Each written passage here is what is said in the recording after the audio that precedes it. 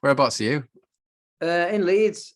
Okay, right. Yeah, just at my partner's house. She's at work, and I'm just been posh. I sent you. I said I was running late, so I was having a stressy day, but I was actually just trying to get a suit tailored for the Mercury Awards, which is I couldn't find a way of like saying that to you without sounding like a right twat. I don't think there is one. Fair play, mate. Sounds like a nice problem to have. Yeah, I suppose. When does that take place? Yeah, well, it got rescheduled because it was the day that the Queen died. That was we Yeah, of course, saw that. Yeah, sat down at the ceremony to have dinner, and they like pulled it all. that's And mental. it's been rescheduled. I think they've announced it now. It's the 18th, so like the day we get back from America. Okay, all right. So So you didn't get to the point of announcing awards or anything?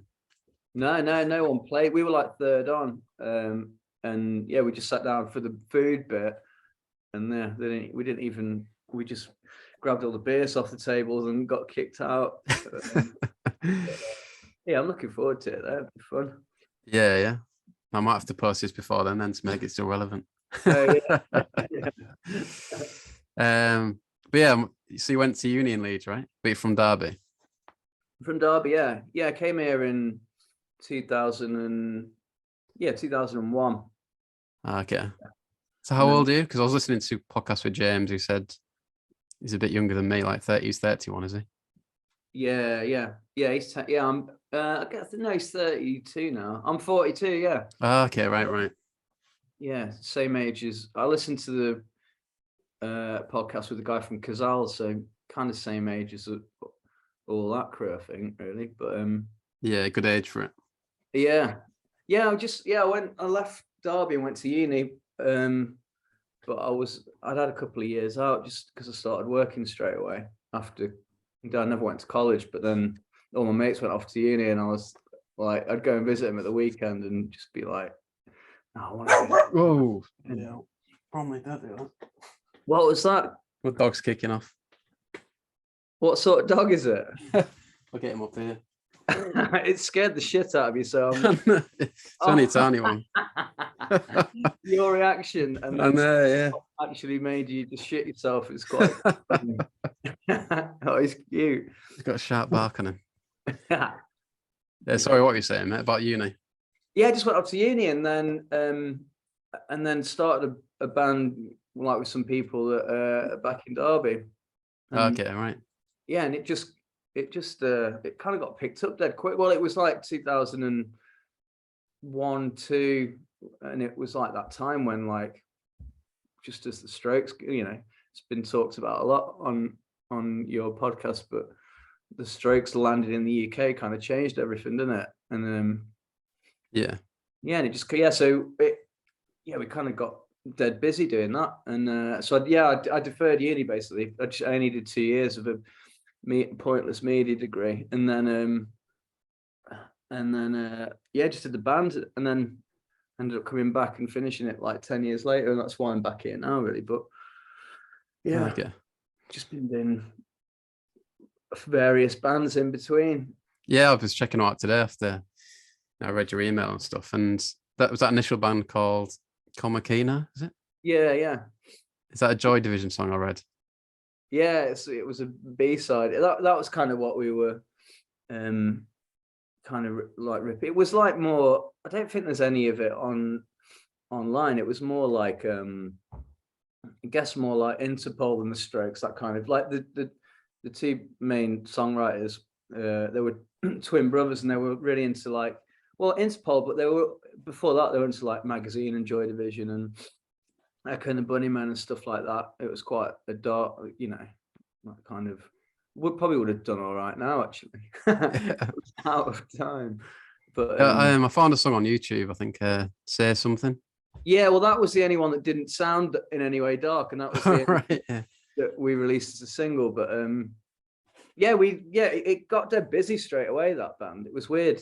It was kind of like we got a review on, teletext, that I can't remember what it was called, like Planet Sound, I think.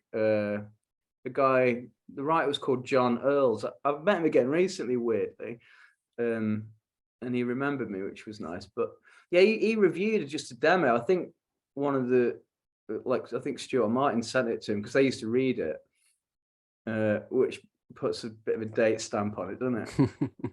I mean, the internet definitely existed. I don't quite know what they were doing, but yeah, yeah. And then this manager found us, and he said he managed that band Hope of the States, and they'd kind of just like come through, and we already liked him, and then we went to meet him and stuff.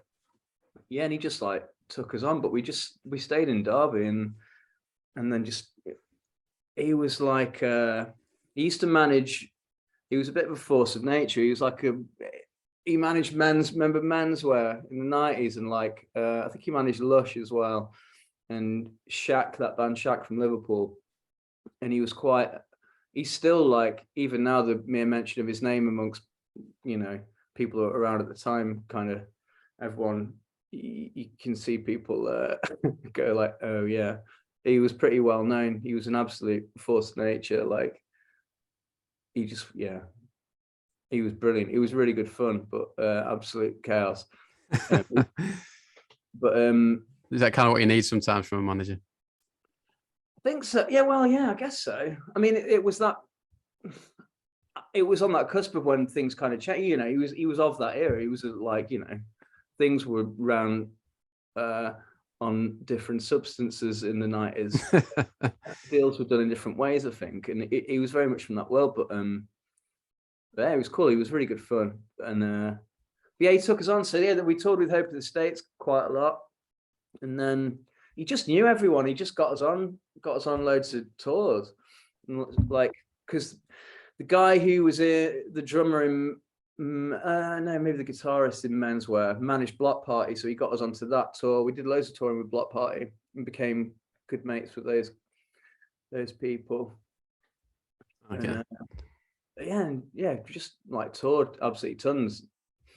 Sounds like you ticked every box pretty much. Like reading your email, like all the bands you played, festivals, even like the Gonzo stuff on MTV. Must have been a good time. It was, yeah. We did kind of like all the stuff that you'd want to do in that area, and like playing at White Heat, at Madame Jojo's and stuff. We played with the Rakes at that, actually. And Frog. Were you in London around that time, or were you up in Hull? No, I was in Hull mainly, and then sometimes venture down with the Paddingtons, but I feel like I did miss quite a lot of the fun, I think. Yeah. Well, we kind of stayed out of London quite a lot. I never really, that's why it's been really interesting. Like, me and James listened to, like, all the way through recording the record. When we were in the studio, we'd go back to the Airbnb because we did it in Bristol, and we just listened to like 22 Gram Pod at night. I just found, did he start it in lockdown, or like, was it just, yeah, like yeah, pretty much early 2020. But it's funny because I was listening to James on James McMahon's podcast. Yeah, and he mentioned it, and he was saying how like you couldn't listen to it when you're at night because of the the drum breaks with the rakes were too loud. They'd like keep you up or something. I think that was before you got all the balancing right. Yeah, it's more professional now. Yeah, it's not like yeah. But yeah, because we weren't connected to that, like, that scene. I guess we dipped our toe in a bit, kind of like the Cribs did, really. Kind of kept out of the way in the Midlands, and then just went down for like the fun bits. But yeah, like hearing, like, I met, who's the guy, Fred that was in Les Incompetents. Yeah. They put a single out on Drowning Sound. Do you remember that website, Drowning Sound? They had like message board and stuff. Yeah, I remember the name, yeah. Like one of the dead early, like, big music blogs, I guess. But they put a single out, and they also did Les Incompetents, and they did the first Kaiser Chiefs single. A guy called Sean Adams. He'd be someone good to have on, actually. Okay, I'm making out of that. Sean Adams. He probably, yeah. Cool. I reckon you could get him to do it.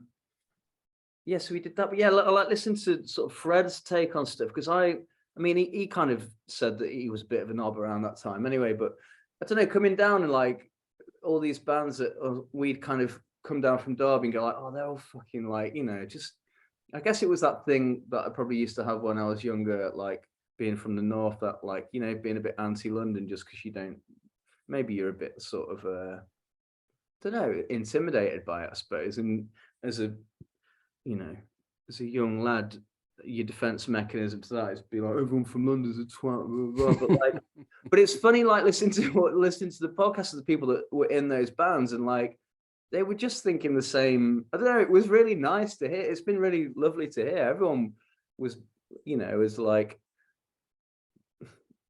both like confident and unconfident and unsure of what they were doing, and everyone was kind of chasing the same thing. Really, it's been like, I think that's why I've been so fascinated by the podcast, really. And then hearing things like Conor McNicholas talking about, because he fucking hated that Komi Kino band, and that was very much a thing that, you know, it wasn't the thing that killed it, but it was just dead important at that time. Like NME was like the main gatekeeper, weren't it? And like hearing stuff, you know, hearing him talk so candidly about that thing, where it was that thing that you'd always kind of suspected, that, you know, why certain things were getting through and certain things weren't. And hearing him talk about like it was all about, he came from a marketing angle and this and this, and like that just makes total sense. It's really funny. It's like, it's been like one. Sorry, I'm just blowing smoke up your ass here, because we live. But no, it's like, it's just like loads of insider stuff from someone who was involved but wasn't in London, and then I don't know, like it's been, yeah, it's like made me realize some things were true and some things weren't. But it's good. Yeah, I've kind of come from a similar place, really, where, you know, obviously I wasn't in a band that was touring with or doing what you were doing, but yeah, just kind of like you feel involved, but you're still a bit of an outsider kind of thing. What band did you play in? You did play in a band, right? Yeah, just a local one. I think we only played outside of Hull about twice. Right. One of them ended up in a terrible review in Sandman. Do you remember that? Yeah. Yeah, I remember Sandman. But yeah, kind of got limited experience of it. But yeah, it's been interesting from that point of view. Like there's so many, I don't know, like almost myths, isn't there, about the scene, that kind of like trying to dig my way through and find out what's true and what's not. Yeah, absolutely. What did you used to go on tour with Paddington's then? Were you like, did you jump in the van with them quite a bit and stuff? I always remember they were always rolling pretty deep with pals. When we bumped into it. Maybe we've met in a previous life. All right. Yeah, I went to, I mean, I'm a bit younger than them, so like didn't really get to know them until, you know, from like 2005 onwards, maybe 2006. Yeah. So, but yeah, I used to like go along with them, try and, you know, I was proper, looking back, you know, you cringe a bit. Yeah, of course. But no, it was good. It was obviously good fun, and they were pretty good to us. But what's you like? You met Tom and that back in the day, kind of thing. Yeah, we met him. Met him a couple of times. I don't think any of them will remember me. Although weirdly, I went to watch the Strokes in Blackpool the other week, and I saw them all in the VIP bit. I don't know if Tom was there. Yeah, that 2006. No, like recently at Black. Oh, sorry, in Lytham. Lytham Festival. Oh, right, sorry, yeah. I think Grant went, yeah. I saw Grant definitely, and I thought there was a couple of others, but no, I met him. The main time we met him, we chatted to him, was there was a thing for, I think it was GQ magazine. It was like one of them, because they got well into all that. It was GQ, I think, and it was like a bands thing, and there was a stylist there, or it might have been for Italian Vogue. There was 2 shoots, and I think they were at both of them. But the one I remember, that I was chatting to Gary from the Cribs about it, because it was around the time of the New Fellas, and they'd got like, I think because they were mates with them, they'd got demos of the new album, and they had it on. I could hear like new Cribs stuff, and I absolutely fucking love the Cribs. And yeah, and they had it on in the dressing room, so I just was like poking my head around, and then they were immediately learning all the songs on guitar as well. They had an acoustic guitar. I don't know if you were at that one, but that was quite funny. What, a fashion shoot? I don't think I was there for that one. Yeah, it was just in like a big warehouse, and all right. It wasn't. I think it was Italian Vogue. It was like White Rose Movement, us, Paddington's. Can't remember who else was in it. Okay. But yeah, they were sound. They were definitely all on we were mainly just big boozers then. It definitely seemed like they were, I don't know what it would have been, but they were definitely on a different level to what we were doing. Yeah, I Which can they've imagine that. spoken about on the, Yeah. on the podcast. So I don't think that's out of line. I think they'd happily confess that. Yeah. Yeah, and then a few times at festival, backstages at festivals and stuff. Yeah. And then you mentioned that you'd kind of found out about various record deals after you'd actually called it a day. Yeah, it was kind of we just toured loads and loads and loads. There was one time where I think we kind of missed the peak. I think we were dead young, and we didn't really have a ton of knowledge about what was going on. And no, like, I'm not complaining about it really now, because it is what it is. But yeah, I think after we decided to call a day on it, and then we didn't work with anyone that we worked with before, and then just loads of people, loads of stuff came through, like, oh, we were talking to your person about this and this and this, and it was a bit like, just when you kind of learn, maybe you didn't have all the information, but that's I guess that's all part of it, I suppose, or it was then. It wouldn't be now. Now I'm like, well, I would like to think that not a lot gets past us now, because we've all been around a bit, and we're a bit more savvy, I think. But yeah, everything's a lot. I feel like everything's a lot more. There's less. I mean, obviously, it's all cloak and daggers, smoke and mirrors, or whatever the saying is. But everything's a lot more transparent now. I think deals are a lot more transparent and stuff, and the way things work. It seems a lot healthier now. I'm sure it's not from where I'm sat, but yeah, I don't know. Yeah, it kind of, that band fizzled out, and then we started a new band. We just kind of renamed it really, and then went back to Derby and started working on. We just recorded, self-funded an album. Okay, I was going to ask about kind of, it sounds like you did a lot of stuff with the first band. Just like how were you able to fund that? Was there more money kicking about from people, or we just kind of committed to it at like a young age while you're at uni or whatever? No, there was no money. We all just lived in a house. Oh, I mean, Derby was pretty cheap then. I think we all paid like 60 quid a month rent. Lived in this place that was, it was pretty run down. The guy who owned it worked. I don't know how to word this. he didn't necessarily work within the, He's his own boss. he was his own boss, and he liked us, so he let us live there cheap, and we just signed on basically. Yeah, there wasn't any money. I think we applied for it was when there was like New Deal for musicians and stuff as well. It was like the back end of that situation, and then weirdly we got like a deal offer and a bit of money from a Japanese label, and that gave us enough money to record it. It was like $2,000 or something, and then we just kind of went in with some mates and did it. But before that, when we were doing the band before, we got sent to Rockfield in Wales. There's been that documentary recently about it, but we went in there with a guy called Hugh Jones, who made like Echo and the Bunnymen records, and I think he did U2, and made that big Blue Tones record from the 90s as well. And he was great. So we did all that kind of like posh recording studio stuff. But then we made the You Animals record on a bit of a shoestring, and DIY magazine that's out now. Yeah, that was called This Is Fake DIY back then, and the founders of that, which I think Emma's still around. I know Emma's still around, and Stephen, who's not around. They put it out. They had a label. They were doing a label at the time, and they put it out for us, which was great of them. And it was like old Komikino songs and then some new stuff. During that period, Liza joined the band, who I then went on to do Venice Beach with afterwards.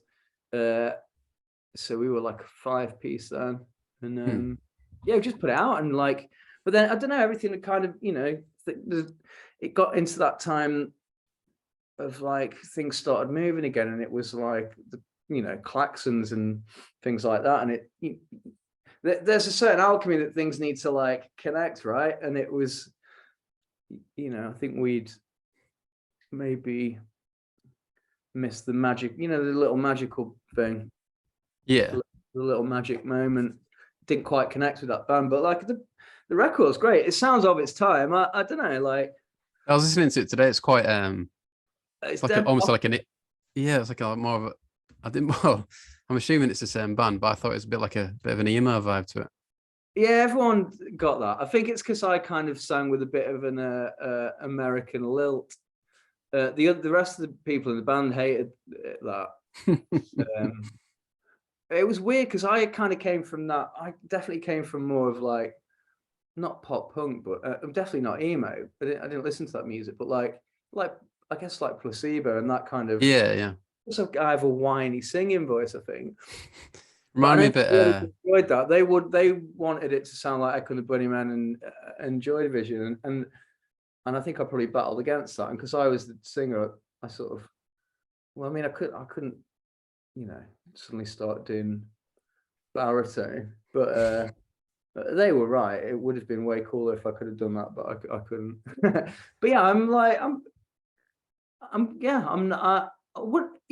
proud. I'm proud of the. Well, I'm proud of the time. You know, like we. I'm glad we got to actually do an album. It's good. Yeah, and it's more, you know, it wasn't when you say it's of its time, it's a bit more interesting than that, I think. Like something different about it. Like it reminded me a bit of the guitars as well with the first band. It was a bit like, well, it's based on one song, but it sounded a bit like Broken Social Scene, I thought. Right, yeah, that's interesting. The drummer absolutely loved Broken Social Scene. I think by the time we got to do that album, everyone would kind of like, we were all like trying to do different stuff. I basically just wanted it to be the Cribs. Like, right. Drummer was well into Broken Social Scene and Mars Volta and that kind of thing. He loved the music as well. Stuart Martin, Martin had got more into like At the Drive-In and a bit more American-y stuff, Dinosaur Jr. and things like that. And then Stu always liked quite a lot of darker stuff. He loved the Smiths and stuff like that. And Liza was well into it, even then, like, you know, Add N2X and Stereolab and Broadcast and things like that. So I think we're all definitely pulling, like sometimes when everyone's on different pages, it kind of works dead well. But I don't know if by that point, I guess we'd had that like little taste of success from the first thing. And then I don't know, felt like we were doing it just to get it done so that it hadn't been a waste of time, which it wouldn't have been, of course, because we were all like really close. And but yeah, it was very much like, let's just like, yeah. And we drew a line under it after that, but all still mates, and that's like, yeah. And you know, like all the things you did with the first band. I mean, you know, anyone would be proud of that, really, who's listening to this podcast. But were you able to enjoy it at the time? Were you kind of like always pushing to like get a deal kind of thing, or you know what I mean? Definitely enjoyed it. Yeah, I think probably enjoyed it just because like so ignorant to what it actually was. You know, like it was just jumping literally in the back of a transit van with a sofa in and going off for 5 weeks with like Razorlight. and that one was pretty nuts because like it was when the album came out, and the tour was to coincide with their releasing of like Golden Touch, which obviously, and that came out at the start of the tour, and that song like transformed their lives, and like watching that play out in real time, it was wild to watch. They were like, yeah, they got a bit of a bad rap, but they were all lovely. I remember the drummer like saying that he wouldn't sound check because he was digesting, and like at the time it was the first drummer as well. It wasn't Andy, but at the time I remember thinking like, you like dickhead, like that's so like, I guess I just thought it was pretentious or something. But like now I absolutely understand what he meant. I've done the same thing pretty much every day on this last tour. It's the worst. But yeah, it just felt different because we were doing, I don't know, 10 shows a month and just jumping in the back of a van. We weren't, you know, they'd been on the road for X amount of time. And now I totally get it. And it's funny, like touring at the level that we're at now, when we had been touring with those bands and you'd go on tour with X band and go like, they're not even mates, they're not in this, they're never together, they're just sat on their laptops and blah, blah, blah. And like now you're like, I totally understand, they were just fucking like, it didn't mean they weren't mates.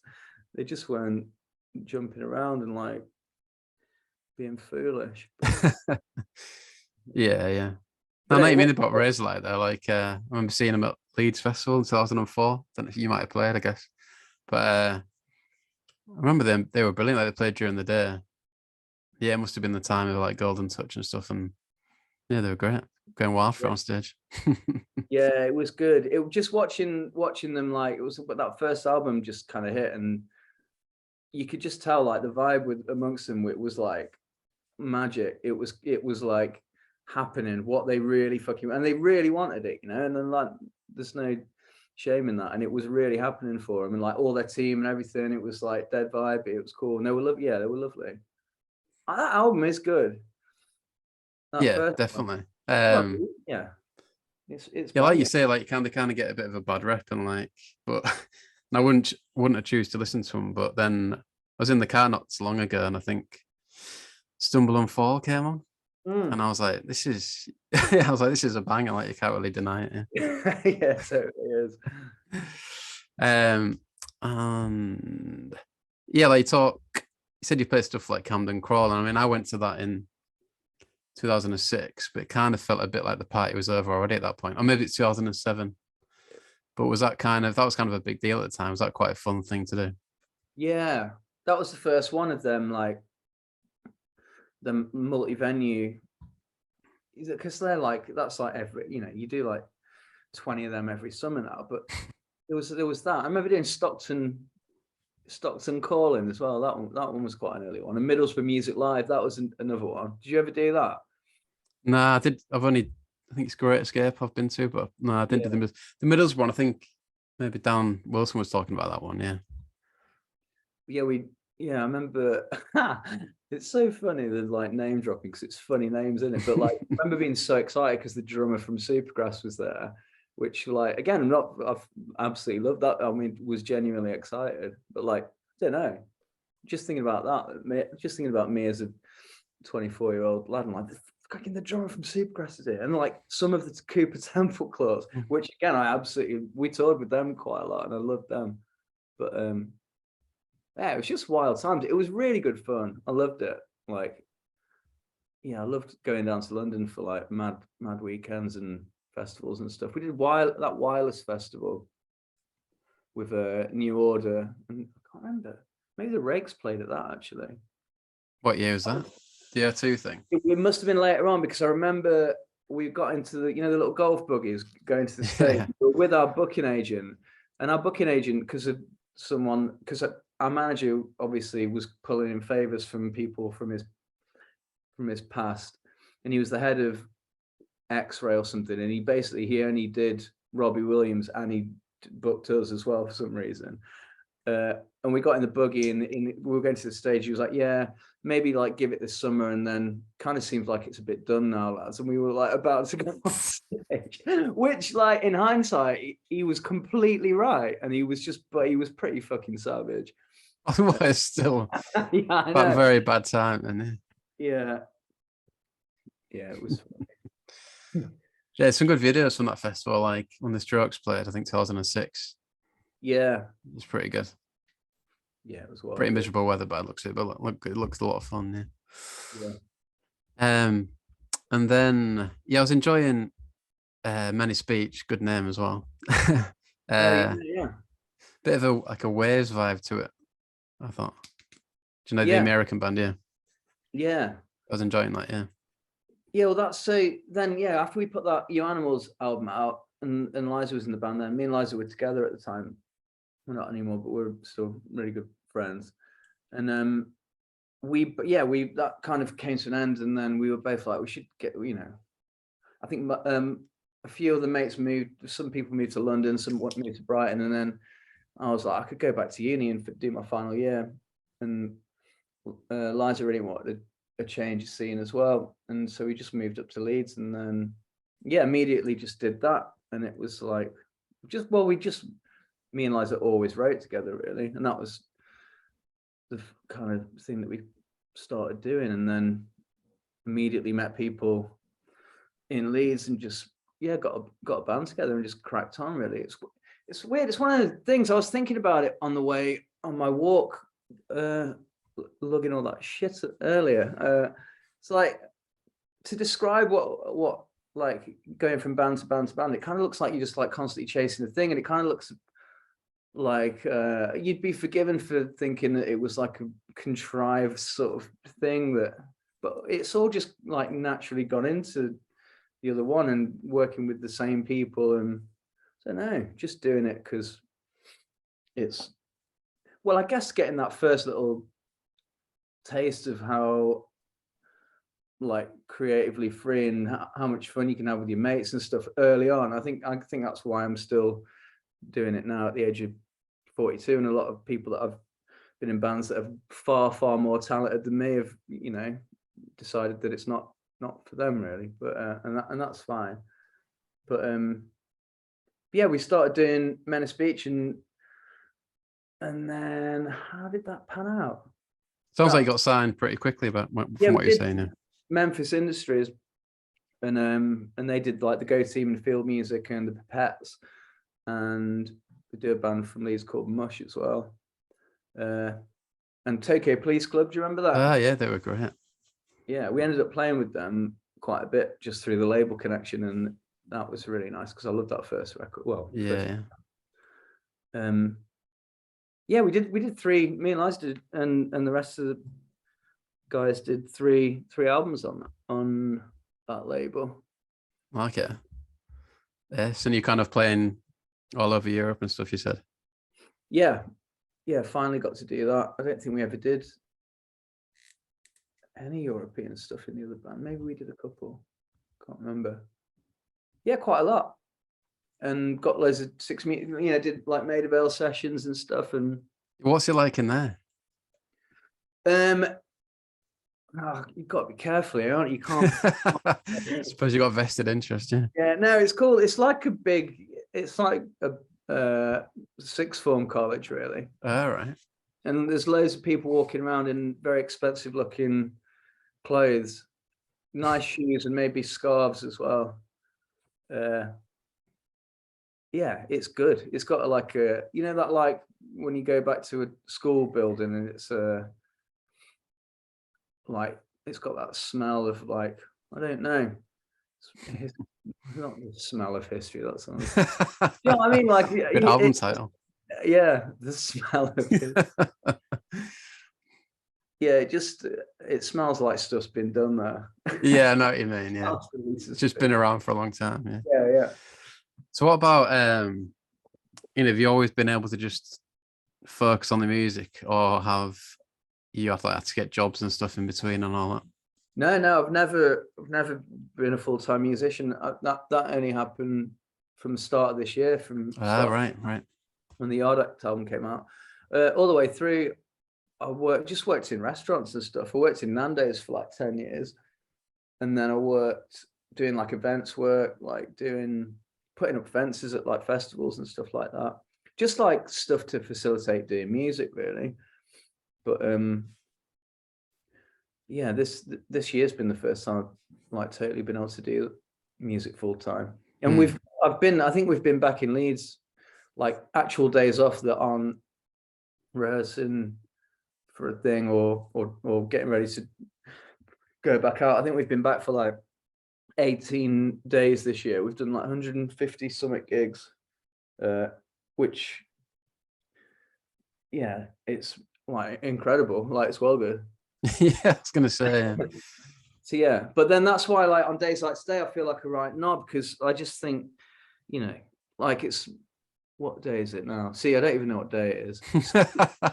Tuesday. On a Tuesday afternoon, I've just been pottering about, getting my suit taken in, and I just don't know. It's I've got to get into my head that it's okay to have downtime, because I still can't get my head around being a full-time musician. Do you know what I mean? Because I've never done it. I feel like I should be doing something. Even when, like, my mates, like, today text me like, "What are you up to?" And I was just looking on eBay, really, but I was like, I'm just doing a load of admin. I totally wasn't doing admin. It does take some getting used to after, like, you know, being like dead busy all the time. I definitely need to get my head out of that way of thinking. But Yeah, it must be mad, yeah. But like, yeah, I guess on the other hand, you must, because of you know, your experience in being bands for this long, you kind of must be able to. Are you trying to get to the point where you can appreciate it, kind of thing? Yeah. yeah, I massively appreciate it. It's great. Yeah, we're all, I guess we're all on slightly different pages when it comes to, in Yard Act, when it comes to which aspects of it we like the most. I really love touring and playing. That's my favorite part of it. I'd go away for 10 years and just play every day. James absolutely loves the studio, and James has got like a young kid as well, so, you know, going away for long periods of time isn't, you know, it's not that he doesn't like it, it's just that it doesn't suit his life at the minute as much as being in the studio. He loves creating more, really. I like just going out and playing. I mean, I do like creating stuff as well. But yeah, we're all on slightly different kind of wavelengths when it comes to that stuff. But it's all, you know, it all works. I think that's quite healthy. But yeah, fair play.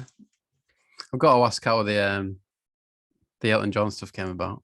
You'll see sick of talking about it, but I don't know. Yeah, it was just like James. What did we do? I think he played us. He played us on his, like, Apple Music show. oh, right, okay. And after meeting him, you know, I mean, it's not surprising that he's always famously been had his finger on the pulse of, like, music and stuff. And when we eventually met him and we recorded that song with him, as soon as we got in the studio, we didn't start work till he cracked YouTube open and was like, "Have you heard this? Have you heard this?" And he played his, like, Nova Twins and some Sam Fender stuff and a few other bits that we've not heard. Dead excited about it, which, you know, I'm not saying that like that should be a weird thing, but yeah, no, but it's just made because one think it, yeah. well, yeah, well, you don't know what, you know, if someone's been in a career for that amount of time, they're not necessarily going to be, well, you wouldn't think that you'd still be, like, extremely excited about the thing, but, like, absolutely is. Yeah, great. But yeah, just it came. Yeah, he played us on his show, and then we got asked to do a cover for something else. I can't remember, but we did, because he played us. We did that, and we'd be like, "Oh, we should do this. Maybe he'll hear it, be a laugh." And then James just got a phone call, and it was Elton John. No, he missed the phone call, and it was just a voicemail, and it was Elton saying that he'd heard it, and that he liked it and stuff. And then they just like became mates. That's mad. I hadn't spoken to him on the phone, but yeah, then we went into the studio and did that version of one of our songs, 100% Endurance. And he was great, really good fun. Yes. And yeah, I got to ask you how your gig in Hull was. They're good. I've never played at Polar Bear. That was my favorite. Yeah, we did 2 weekends of shows, like 3 every weekend for DIY magazine. And they'd been rescheduled, so it was back to like 300 capacity venues. It was the Crescent in York and Stoke, Sugar Mill. But yeah, really good. That was the best one. Hull's, it was Friday night as well. Oh, but it's wild in there. Yeah. Did anyone go that you know? Yeah, my mate Callum went. He's posting about on Instagram. He's singing your praises, yeah. And Hey, so that's good. there's Do like you, there's like another band doing some mad covers and stuff, I think. I don't know if that was the same night, but yeah. there was a band called Dead Letter that played who were doing really well at the minute, and they're great. And a band called English Teacher from Leeds, and they played. I saw them supporting years actually. Oh, ace. Yeah. Yeah, they're brilliant. They're really good. We had a Oh, cool. good day in Hull. I got a tattoo. The guy said he tattooed Tom. Actually, it's called Kane Marshall. Do you know him? Oh, right. I know his sister actually, yeah. Oh, Cara, yeah. really? Yeah, That's funny, yeah. Me and Jay went and got tattoos after sound check. Oh, right, yeah. My partner lived in Hull for a while, and she recommended him, and then we went and got tattoos. Where was that, in town or was it his house? It's near the no, he's got a studio. It's called Society Tattoos. Okay. It's near the train station somewhere. Right. I don't know. Fair. Yeah. But yeah, it was good. Yes. We walked down Springbank. Lovely area, yeah. Yeah, went to Tesco. No, it was cool. I really like Hull. Like I do. I think it's great. Yeah, fair, When's the last time you went back? yeah. Just the weekend just gone. I took my lad to see people.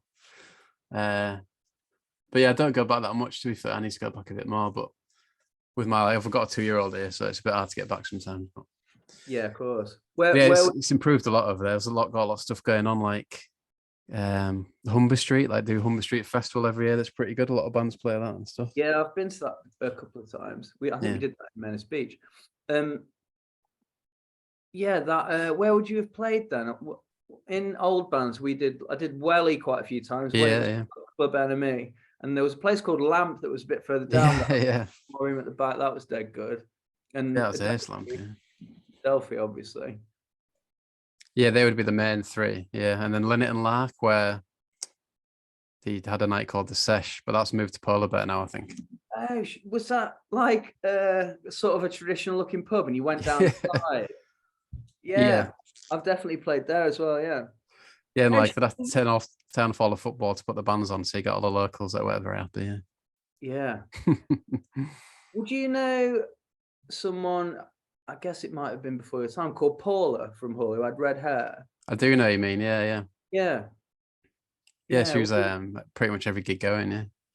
Yeah, we were really good mates with her back in the day as well. I've not seen her for years. I just like just Lynn and Lark, just like I was like, yeah, I think she was like good mates with the Cribs and stuff, wasn't she? I think. Yeah, she knew everyone. Yeah. Cool. And then just kind of like, you mentioned your previous bands. I'm sure there'll be avid like Yard Act fans like getting very annoyed at me for not asking more about the band, but like in terms of writing style, how has that differed in Yard Act from your previous bands, kind of thing? I suppose like I'm not writing any of the lyrics in this band, and I kind of did a lot of that. I think I didn't write any of the music in Komakino, but I wrote most of the words. And Your Animals is the same. Then me and Liza in Venice Beach, that was pretty much even. We wrote together, really. We were like, I think I probably on paper sang more of the songs, but it was an even kind of workflow between the two of us, and then other people would chip in a bit. But this one, because we started doing it, we had a bit of a false start. We did 3 gigs before lockdown. We'd written like, it sounded quite different. It was a lot more kind of traditionally kind of, I guess, post-punk is the only way I can say it. But yeah, then we started writing the album in lockdown. So it just started with me writing like programming drums, and then writing a bass line to it, and then sending just James like just drums and bass. And then I've not had to do any like vocals or lyrics or anything, which I found amazingly stress free, because that was the part that I never felt like hugely confident with. So yeah, I'm finding it like it's basically just Chuck slinging out drum and bass loops to James. He kind of writes like just to drums and bass, and then it gets passed to Sam, and then Jay will kind of that's how the first record was made anyway. We kind of just built it up like electronic or hip hop music, really. So yeah, dead different. Okay. And then what about in terms of, do you go like down the classic route of like getting a producer for the album and everything? Like, who produced it? Yeah, we took it was a guy called Ali Chant who's done like tons of stuff. He worked with like PJ Harvey and Aldous Harding and Griff Reese. Who else has he done? Katie J. Pearson more recently. I'm definitely missing someone else. But yeah, we went down, so we recorded like demos, because we've got like a bit of a recording setup just because we've learnt it over the years. And then we took the computer down and kind of rebuilt the songs in the studio alongside the demos that we had. So a lot of it we kept, and then we just put live drums on some bits. James played drums on it because Jay wasn't in the band at that time. And yeah, and just put more synths and instrumentation on, then strip bits out. But it was like, yeah, we kind of just used the demos as a base and just built around them, changed the key of a couple of the songs. But yeah, it was an interesting way of working, really. It's just that thing about like, again, having gone through the whole of like the mid 2000s, like you need to go to Rockfield and spend this amount of money, you need to go to like Chapel, you need to go to Jacob's studio, and it's like you won't get on the radio, blah, blah, blah. And then it was like, well, we did this one in lockdown and someone just put like a fake kick drum on it and it cost 40 quid and it's got on the Six Music playlist. So like, was that just all bullshit? I mean, I don't know. It's weird. I guess everything has just changed now, really, but it's interesting, isn't it?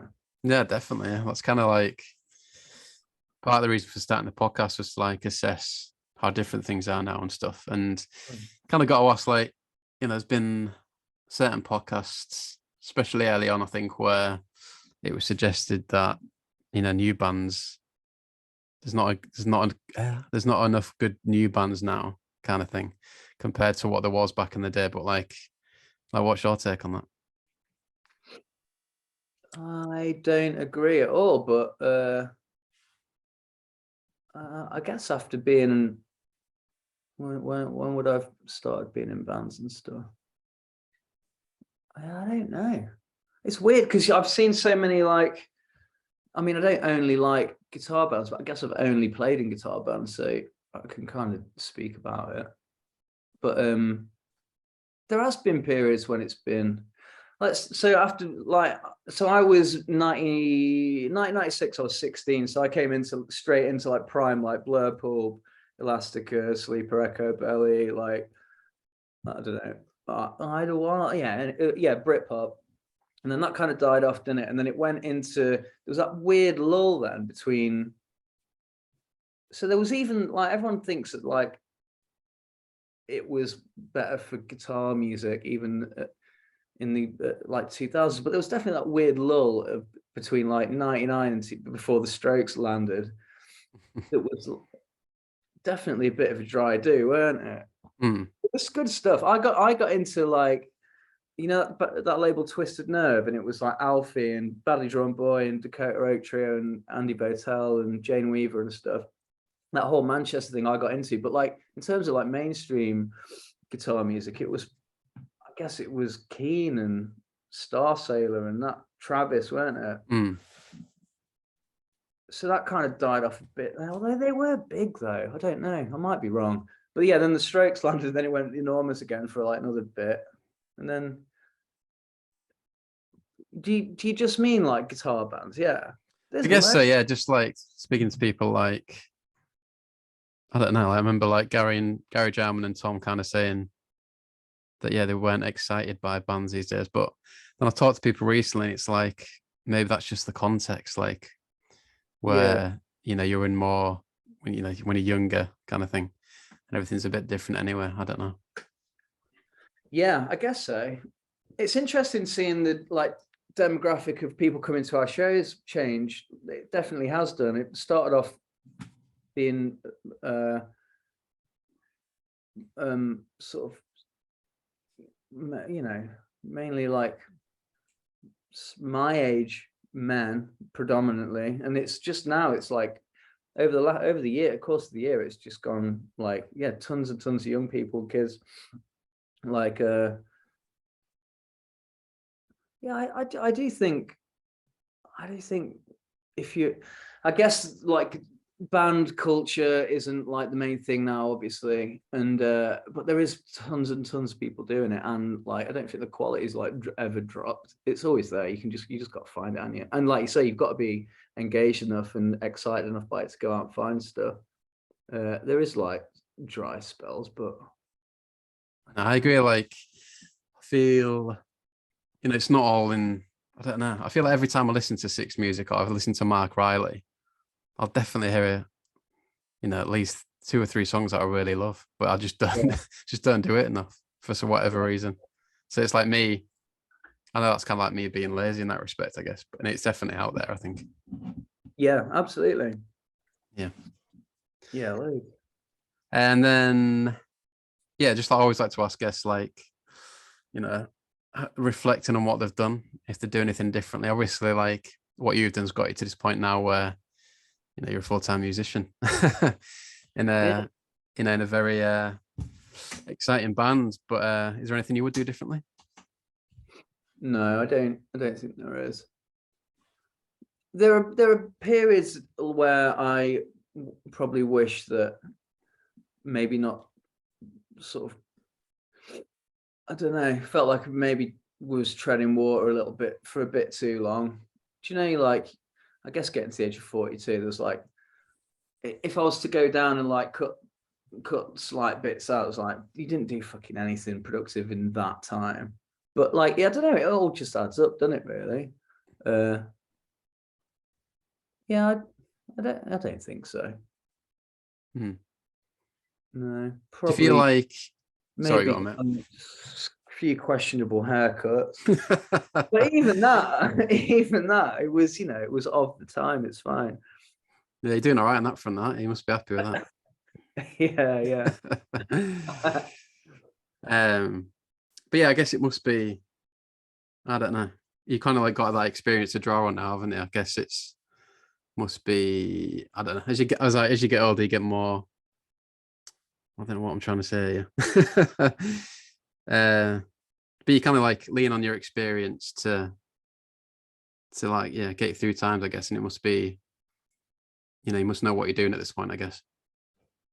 Yeah, I do. Although it's funny. I was thinking the other day, like in every other band I've been in, apart from this band, this is the first time where I don't have to sort anything out. So normally, like even in Menace Beach, which we had like a good level of connected. We were busy, and but even then, it was like, right, you got 4 shows, and I like, I'm booking the van, Liza's booking the Eurostar, Liza's booking the hotels. I'm ringing around trying to, it was all like that. But this is the first time it's like, it's so busy, and it's like to the point where there's so much going on. We have other people to do that now, and like our tour manager Jilly has been our friend for a long time, and our sound engineer Pete. They both worked at the Breedon Social Club. Yeah, yeah. Trying to do all that stuff, and it's got to the point where they like now we just have an app where it goes like, right, you got to be here at this time. That's when the band's picked up, and I don't, none of that stuff we have to do anymore, which is great. And there just isn't time to do it. It's not because I want to do it, and they're amazing at doing it, but it sometimes 10 15 days into like a 4-month spell of being away, and you're just quite tired. I can see now why people that have been on tour with in other bands that have been busier than I have been in that band, like why they just seemed a bit like infantilized and like wow, you don't know, like without that person coming and getting you, like, you're gonna not have a meal today because you just seem like you can't get through the day. And it's funny, like, now that all that stuff's being done, I don't know. It's not because you don't want to do it. I can see, basically what I mean is I can see why if bands get picked up or artists or musicians get picked up at the age of 16, I can see why they would have like absolute suspended childhood, because you don't see any of that stuff because it's taken away, so you don't have to think about it because you've got other stuff that's dead busy. So I can't. What I'm getting at is I can't really draw that much on my experience because that's now not what I have to do. Do you know what I mean? Yeah, yeah. Does that sound stupid? I don't know. Like, No, you say it's like a different set of circumstances now a little bit, yeah. yeah, but I can't get my head around it. Like, it's still weird because it does. You end up feeling like a giant baby. Like, right, your meals are ready now, and you have to just go to like a tent and. Yeah, I don't know. You do get babied a lot, but like, there is just so much to do all the time that, like, you know, when you're away, not when you're at home, but yeah. Yeah. No, we've had people on here that kind of say, you know, they've had the opposite experience of that. I remember Luke Jenner saying from The Rapture. That one was brilliant. I love The Rapture. Oh, cheers, mate. Yeah. You could probably, that song, the first song on the album, The Overload, that's that was definitely not a rip, but it was a Rapture style bass line. Right. So yeah, he's just saying like I think they moved off a major label and it was like he just didn't know where he was. He's like, why isn't someone telling me what to do? He's like, why isn't someone telling me what to do every hour of the day, kind of thing. He found it hard to deal with. Yeah, I remember that. Sounded like they had a really rough ride. I loved that band. Saw them in Nottingham at Rescue Rooms. Oh yes. I think who were they supporting? Yeah, he has, I think. Yeah, that was on one of those. You remember them Club NME tours? Yeah. NME Awards shows. Was that what it was? Like a traveling? Yeah, it's like there'd be a tour alongside the awards, wouldn't there? Yeah. Yeah. I remember seeing a few of them in Hull. They're pretty good. Yeah, they were good. We went to one of those NME Awards once. Did you ever go to any of them? No. What was it like? I'm always interested in those. What was that like? Weirdly, we went back to this hotel that was like we stayed there for the Mercuries, and we're going back there next week at the K West Hotel. It was like an infamous hotel from that era. Oh yeah. Yeah, we went to one of them, and it was when Arctic Monkeys and Libertines were knocking around. You could hear Pete Doherty telling everyone they had beautiful eyes. That was his line of the night, I think. But yeah, and then everyone went back to that K West hotel, and I remember like Kings of Leon were in one corner. It would have been like first album Kings of Leon, and like someone was on the bar, and like Arctic Monkeys were there, and it was all like, I don't know, it all felt, you know, for a young lad from Derby, it was quite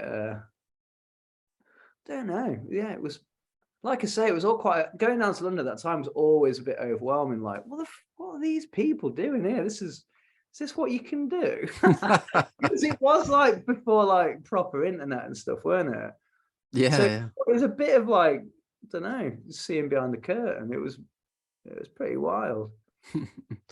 I think that's the hotel. I'm sure I've read about that in the bathroom. Yeah, I bet it is. Yeah. I think Tom said he might know the person that used to run it or something. Needs to try and get him on. Right.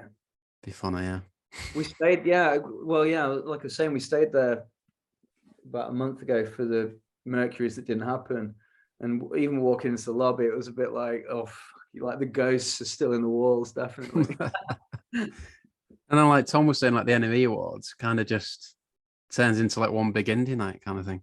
Yeah. One big disco. Yeah, it was great. Yeah, it sounds mega. They're good. And then, yeah, I guess just like in terms of the goal of the band now, like you've obviously got to the point where you're a full-time musician. Are you kind of like content just kind of like making sure that still carries on, or have you got like big goals that you want to achieve now? Well, me and James have, because we started off the first EP we put out on our own label before we signed with Ireland, and then we've kind of continued that, and we've put out well, we announced today we're doing we're going to do a singles club, but we've ended up putting out an album as well that's coming out soon for a guy called Acid Klaus, who was in, it's called Adrian, he was in Moon Landings and Oh, they're great moon landings, yeah. stuff like that. That record's amazing. It's a big concept album. But Nuha Ruby Ra, with her single's been announced today. Put that out. And a guy called Baba Ali, that was the first one we did. But yeah, me and James are wanting to just basically we own the first EP. It's called Dark Days EP of Yard Act. Like we own that outside of the contract with Island. So we just keep repressing that, and then anything that comes in from that, we just use it to put out stuff that we like if anyone wants to, to do it. And so yeah, me and James have like definitely got plans for that label, but yeah, apart from that, it's just getting into album 2 stuff now. Yeah. Got most of December off as well, so if I can get out of having to do admin every day, we'll now we've written quite a bit for album 2, and nice one. Yeah, this year's kind of getting a bit steadier now, so just a bit more time at home and try and get a mortgage during the most time in recent history. Yeah, tell me about it, mate. Yeah. And yeah, I don't know. One thing I wanted to ask the Cribs, which I didn't, was is there like a balance? Obviously, like there's a lot of attention on you guys at the minute, and I'm sure there's different offers, some like commercial offers coming in. Do you have to like keep a balance on like what's I don't know, in terms of like keeping integrity on stuff, or do you get tempting offers where you think, should we let that person use our song, kind of thing? Yeah, we've had a few bits. Yeah, we're all kind of we're all on different pages about that kind of stuff as well. I'm doing a DJ set on Thursday for the store opening of Pretty Green. All right. And James wouldn't do that, but he's also on holiday, so we can't do any gigs, and I've got to earn some money, so I think it's fine. But no, yeah, we do all have like different opinions on that, and I think everyone lets each other, have those, and that's fine. I don't think any of us are ignorant to kind of that world, what it means and stuff. But yeah, I think I don't know. It's a tough one to navigate, especially for a band that's, James touches on a lot about capitalism and about that kind of culture, but then yeah, you've got to make a living. You just have to do it on a case by case thing, really, don't you? Yeah. Like, yeah, speaking to Gary and Ryan, they've probably turned down stuff on principle that maybe they wouldn't do now. I remember we were really good friends with that band Editors. Yeah. And actually after we parted ways with the old manager in Komakino, Rob and Jackie Editors managed Komakino at the back end of that, and then into You Animals. And I remember them turning down, like, I think it was something like, I don't know the figure, it was a lot of money for like an Armani advert. And then I think, it was Gucci. It was like a big designer one, and it was like quite a good an advert, and they turned it down. And I remember them saying a few years later that they shouldn't. I think Interpol did it in the end. I remember Hope of the States turning down that one that ended up being, that one with the horses going along the beach. What was that song that? Was it Tricky? The one that goes like down. Yeah. Well, the Guinness one. No. Yeah, Guinness. Yeah.